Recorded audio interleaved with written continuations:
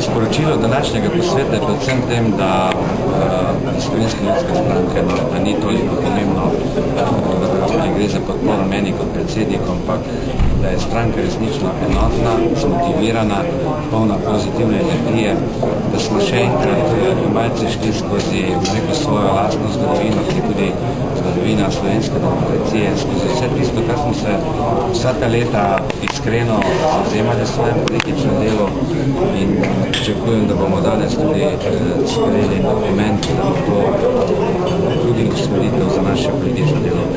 Vidite, mi se nismo nič sprli, smo pa zelo konstruktivno razpravljali.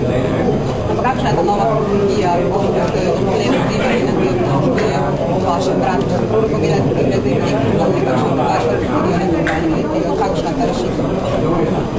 Ne vem, o kakšnih obtožbah govorite, ampak naša strategija bo taka, kot sem rekel, že 20 let. Mi smo se zavzemali, bili smo prva lastovka slovenske demokracije in smo se za demokracijo ves čas zavzemali.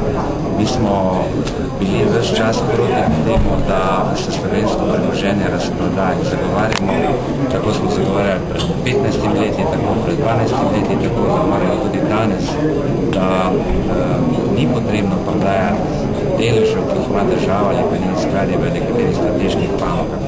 Ne domačim, ne tujcem nikomu, recimo v bankah, zavarovalnicah, energetiki, infrastrukturi, če recimo tem telekomunikacijah. Mi bomo še naprej trdno zagovarjali, da je za Slovenijo dobro, da se policentrično razvija, da ohranimo skladen razvoj Slovenije, poselitev, ohranimo poseljenost podeželja in bomo zagovarjali slovensko kmetijstvo in slovenskega kmeta tudi prihodnje. Recimo tisto, kar je tudi že naša dolgoletni politični cilj, za kar se zavzemamo in kako ne nazadnje treba tej Sloveniji storiti.